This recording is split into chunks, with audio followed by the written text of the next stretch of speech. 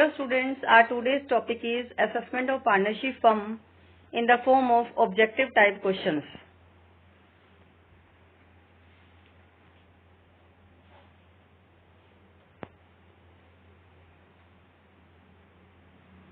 First of all, as per section 2 subsection 23 of the Income Tax Act 1961, firm shall include कि firm में हम किसे include करते हैं? Answer is limited liability partnership कि limited liability partnership को भी फर्म में इंक्लूड किया जाता है. Now the second question is from tax point of view a limited liability partnership is treated as कि लिमिटेड लायबिलिटी पार्टनरशिप को हम क्या ट्रीट करते हैं? We treat it as general partnership firm.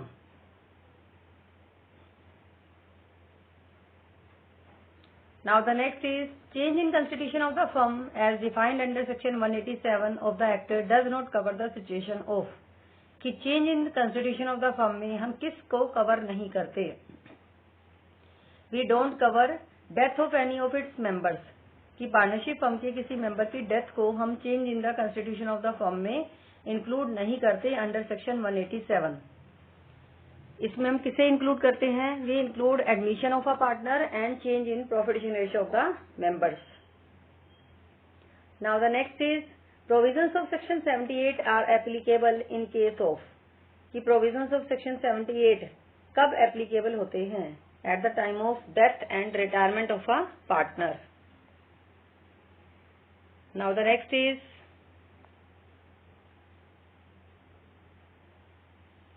remuneration received by a partner of a firm from such a firm shall be taxable as. वो कह रहा है कि डेथ फर्म के पार्टनर को जो रेमुनरेशन मिलता है फ्रॉम सच फर्म से जो रेमुनरेशन मिलता है उसे हम कैसे किस हेड के अंडर टैक्सेबल बनाते हैं? It is taxable under the head profit and gains of business and profession. In computing the income under the head profit and gains of business and profession of a firm which is assessed as such, any interest paid to any partner in excess of dash simple interest per annum shall be disallowed in accordance with the provisions of section 40 subsection B. कि business and profession की head में जब हम income count करते हैं किसी भी firm की तो पार्टनर्स को मिलने वाला इंटरेस्ट कितने तक अलाउड है, कितने परसेंट तक अलाउड है? It's allowed up to 12% per annum simple interest. इससे ज्यादा अगर कोई पार्टनरशिप फर्म अपने पार्टनर को इंटरेस्ट देती है that is disallowed under section 40B. Now the next is interest on capital received by a partner from a partnership firm is chargeable under the head कि interest on capital जो एक partnership firm से receive करता है वो किस head के under chargeable होता है? It's chargeable under the head profits and gains of business और profession. Now the next is while computing book profit under section 40B which is not a permissible adjustment. जब हम 40B के under book profit निकालते हैं तो कौन सी permissible adjustment नहीं है? परमिसिबल एडजस्टमेंट जो नहीं है that is brought forward business loss कि अगर पार्टनरशिप फर्म के प्रीवियस ईयर के कोई लॉस आगे आए होते हैं कि जो प्रीवियस ईयर में सेट ऑफ नहीं हो पाया होता उसे हम ब्रॉड फॉरवर्ड करते हैं तो उसे हम सेट ऑफ नहीं कर सकते to calculate book profit under section 40B.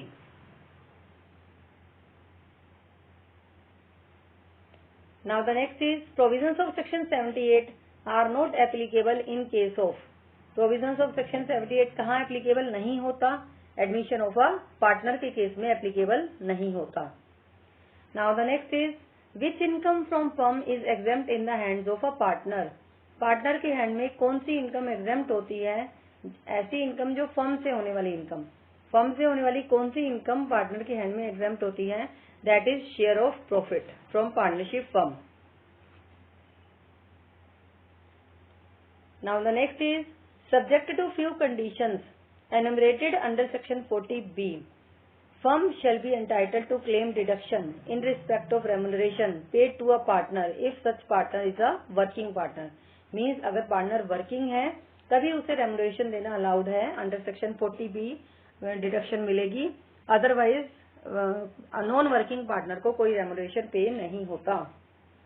Now the next is Subject to few conditions enumerated under section 40B, firm shall be entitled to claim deduction in respect of interest paid to partner if amount of interest does not exceed.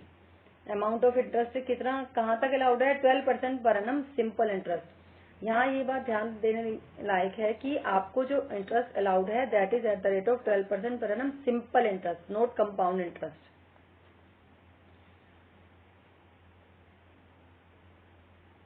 Now the next is, while computing income under the head profit and gains from business and profession, firm shall not be entitled to the deduction in respect of payment of interest, salary, bonus, commission or remuneration to its partner if there is a failure on the part of the firm as is mentioned in section 144.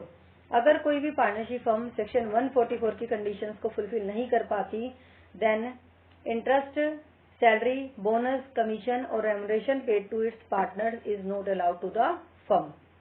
Now the next is, general tax rates applicable to partnership firm is 30%. कि partnership firm के profits पर flat rate से interest लग रहा है, that is at the rate of 30%.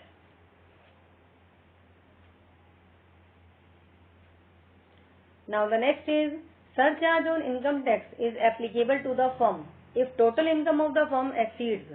कि surcharge कब लगाया जाता है पार्टनरशिप फर्म की इनकम पर?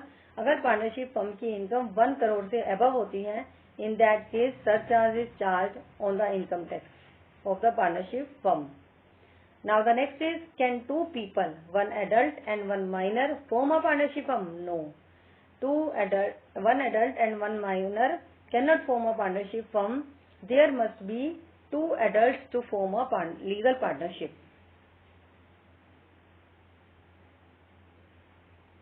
Now the next is, who can become a partner in a partnership firm? एक पार्टनरशिप फर्म में पार्टनर कौन बन सकता है? इंडिविजुअल, कर्ता और any other member of HUF, company and trust. All these become the partner in a partnership firm. Now the next is, can an HUF become a partner in the partnership firm? क्या Hindu undivided family partnership firm की member बन सकती है? No. Similarly the manager of the family can not enter into a partnership with the family in his individual capacity. कि partnership firm का जो manager होता है ना, कर्ता ऑफ द फैमिली होता है, वो भी फैमिली के साथ पार्टनरशिप फर्म में एंटर नहीं कर सकता. However manager of the family और any other member of the family can become a partner for and on behalf of the family with a stranger. कि मैनेजर ऑफ फैमिली का या any other member of the family हो, किसी भी stranger के साथ enter कर सकता है फैमिली के बिहाफ पर, बट फैमिली के साथ एंटर नहीं कर सकता.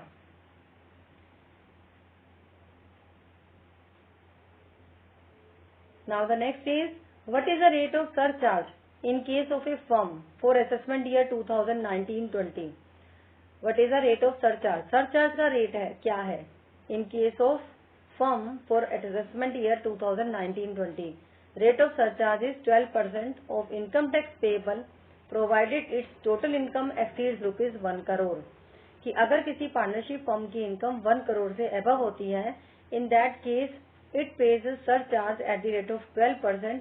और ये सरचार्ज किस पर काउंट होता है? इनकम टैक्स पेएबल, जो पार्टनरशिप फर्म के द्वारा इनकम टैक्स पेएबल होता है उस पर ये सरचार्ज काउंट होता है. Now the next is, for the assessment year 2019-20, a firm is subject to income tax at a flat rate of. कि assessment year 2019-20 के अकॉर्डिंग फर्म का इनकम टैक्स रेट क्या है? It is charged at the rate of 30% plus 12% surcharge if total income exceeds rupees 1 crore plus health and education cess at the rate of 4%.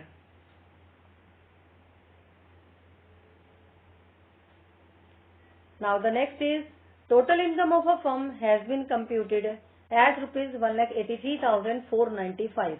If we round it off, what will it become? कि अगर हम इसे round of करेंगे तो क्या बन जाएगी?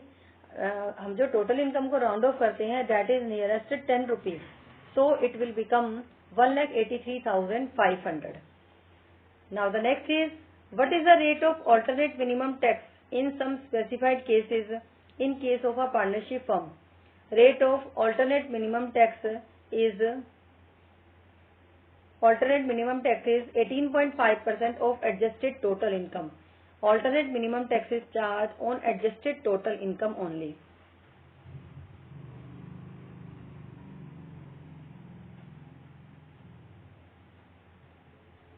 Now the next is write income tax rates for the assessment year 2019-20 in case of a partnership firm. Rate of income tax is short-term capital gains under section 111A at the rate of 15%, long-term capital gains under section 112 at the rate of 10% or 20%. Next, long-term capital gains under section 112A at the rate of 10%. Winning from lotteries, crossword puzzles and card games etc. at the rate of 30%. Other incomes at the rate of 30%. Rate of surcharge at the rate of 12% if total income exceeds 1 crore. Health and education cess at the rate of 4% of the amount of income tax and surcharge.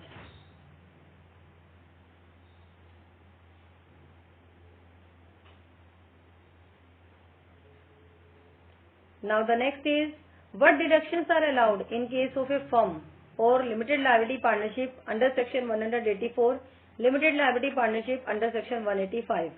Following deductions are allowed. First of all, under section 80G, it's allowed on donations made by the partnership firm. Next, under section 80GA, donations for scientific, statistical and social research, etc. Next, under section 80GC, donations to political parties. Under section 80IA, infrastructure projects. Under section 80IAB, setting up special economic zones. Under section 80IBA, profits and gains from housing projects.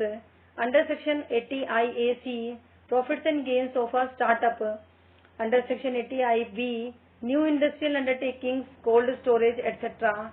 Under section 80IC, undertakings in special category states.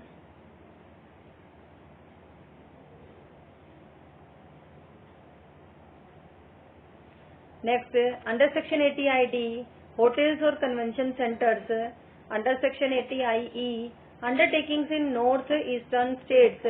Under section 80JA, biodegradable waste. Under section 80JAA, employment of new workers and employees.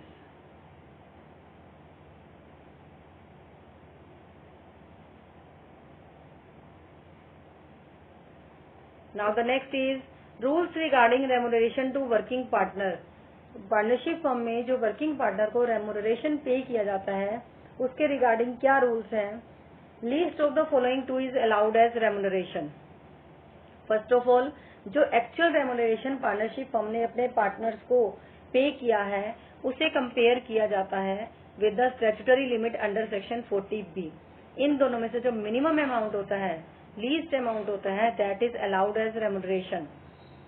And statutory limit under section 40B is as follows. First of all, on the first rupees 3 lakh of book profit. Book profit के जो first 3 lakh rupees होते हैं या in case of loss, कितना remuneration allowed है? Rupees 1,50,000 और 90% of the book profit, whichever is more. Second is on the balance of book profit, 3 lakh से ऊपर के book profit पर at the rate of 60%. ये आप स्टैट्यूटरी लिमिट डिसाइड करोगे under section 40B. After that उसे compare करोगे actual remuneration से. एक्चुअल रेमुनरेशन और statutory limit under section 40B में से जो लीस्ट अमाउंट होगा that is allowed as remuneration.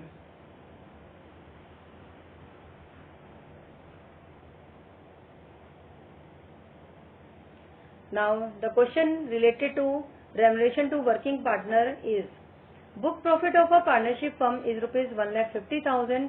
What shall be the maximum eligible remuneration under section 40B of the Act if other conditions are satisfied?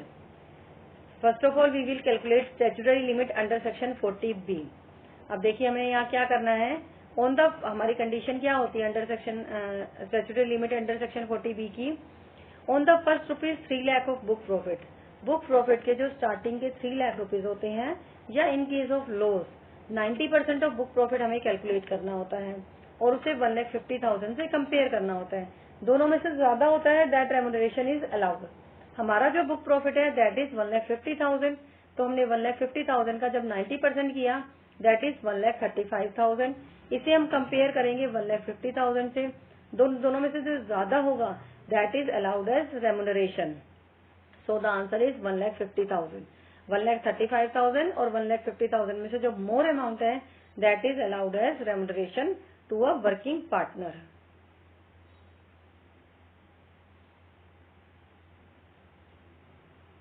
Now the next is book profit of a partnership firm for the relevant previous year is a loss of rupees 1,50,000। अब यहाँ पे क्या है, जो partnership firm को profit नहीं हो रहा, लॉस हो रहा है 1,50,000। What shall be the maximum eligible deduction under section 40B of the act if other conditions are satisfied। तो statutory limit under section 40B क्या होती है?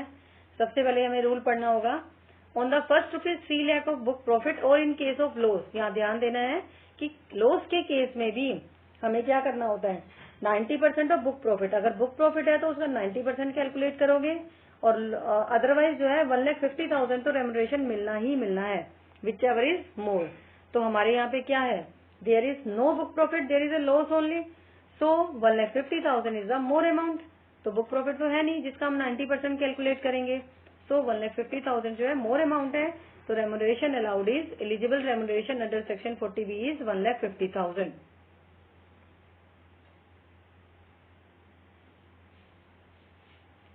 Now the next is book profit of a partnership firm is rupees 1,20,000। Actual remuneration paid to a working partner is 3,54,000।